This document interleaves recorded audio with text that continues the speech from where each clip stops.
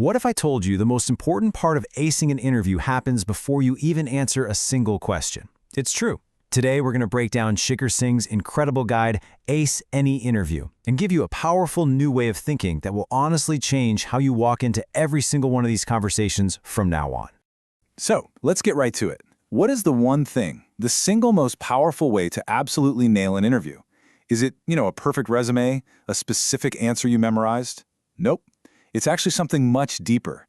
It's a mental shift that changes the entire game before you even say hello. And here it is. This is the secret weapon. You need to shift your mindset from a supplicant to a consultant. A supplicant basically begs. A consultant advises. You're not there asking for a job. You're there as an expert brought in to look at their problem and offer a solution.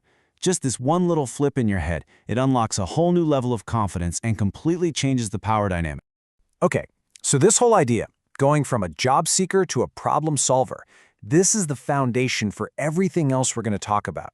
It's all about moving from a position of asking for something to a position of offering something valuable. When you do that, you're not just another candidate anymore. You're a potential partner. And that, right there, changes the entire conversation. Let's, look at what's going on inside your head. The supplicant is worried, thinking, oh man, I hope I'm good enough for this. But the consultant, they're focused outward. They're thinking, I'm here to solve their problem. See the difference? You're not asking for a favor. You're literally offering the solution to a pain point they have. That kind of confidence, it's magnetic. All right, so you've got the mindset. How do you actually prepare? Well, the good news is you don't need to spend days cramming and stressing out. We're talking about a super focused 10-minute prep that gives you the biggest bang for your buck. This is all about working smarter, not just harder. Look, this isn't about cutting corners or being lazy. It's about cutting through all the noise and focusing your energy on the few things that interviewers actually care about. Think of it less like studying for a test and more like a mental warm-up before a big game. It's designed to make you feel clear and prepared, not panicked and overloaded. So this high-impact prep really just boils down to 3 simple steps. First, you decode the role. What's the real problem they need solved? Second, you frame your stories to give them concrete proof that you're the one who can solve it. And third, you reframe any weakness not as a flaw, but as a sign of self-awareness and your commitment to getting better. It's a journey from understanding their need to proving you can meet it to showing you're always growing. Okay, prep is done. Now let's walk into that interview room. The goal here isn't to have a perfectly memorized script for every possible question. That sounds robotic. Instead, you just need a few powerful, flexible frameworks that you can adapt to pretty much anything they throw at you. This is what makes you sound confident and structured, not rehearsed. Ah, yes, the classic. So tell me about yourself. We've all been there, right? This question trips up so many people. But here's the secret. It's not an invitation to tell them your life story. It is your chance to deliver a killer 60-second professional trailer that sets the perfect tone for the rest of the interview. And the PPP method is your best friend here. It stands for present, past, future. It's so simple. You start with who you are right now, your present role. Then you give them a quick, measurable win from your past. And then you connect it all to their future, explaining why you're the perfect person for this specific role. It's quick, it's relevant, and wow, is it effective. Now, what about all those behavioral questions? You know the ones. Tell me about a time when. Look, an interviewer is going to forget a bullet point list of skills you recite, but they will absolutely remember a good story. This is where you provide real, tangible proof of what you can do. You've probably heard of the STAR method, and it's fine, but let's upgrade it to RSA. Here, you start with the result first. You lead with the punchline, like, I helped reduce customer churn by 15%. That immediately gets their attention and makes them want to know how you did it.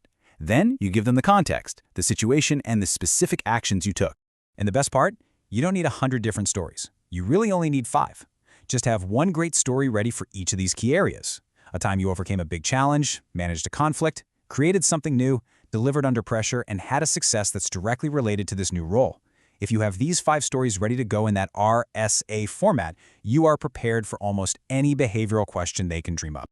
So, you did it. You navigated the questions, you told your stories, and the interview's over. But wait, your chance to make an amazing impression is not over. The follow-up. This is where so many people just drop the ball. But for you, it's a golden opportunity to really stand out from the pack.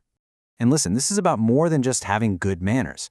A strategic thank you note is basically the final part of your interview. It proves you are listening, that you actually understand what they need, and that you're already thinking about how you can help them. It's your final pitch. Okay, so this is what most people send. It's polite, sure, it checks the box, but it is completely and totally forgettable. The hiring manager has probably seen 10 emails just like this one today. It's such a missed opportunity. Now look at this one. It's night and day, right? This note is personal. It brings up a specific thing you talked about, the Q3 product launch. And then, and this is the killer move, it connects one of your own achievements directly to helping them with that exact problem. You're not just a candidate anymore. You're a strategic thinker. But let's zoom out for a second. What if the real win here isn't even the job offer? What if it's all about growth? See, whether you get a yes or a no, every single interview is a win if you treat it like you're collecting data. It's a chance to learn, to get better, and to grow stronger for the next one.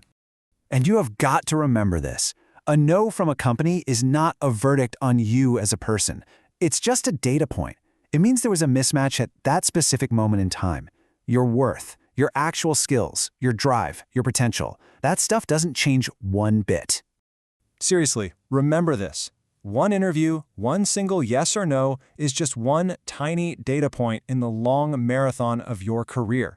That's all it is. It's just information. So use it, learn what you can from it, and keep on moving forward. So after all this, you've got the mindset and you have the tools. You are not walking in there to ask for a chance. You are the solution that they have been looking for. So the only real question left is, are you ready to go in there and prove it?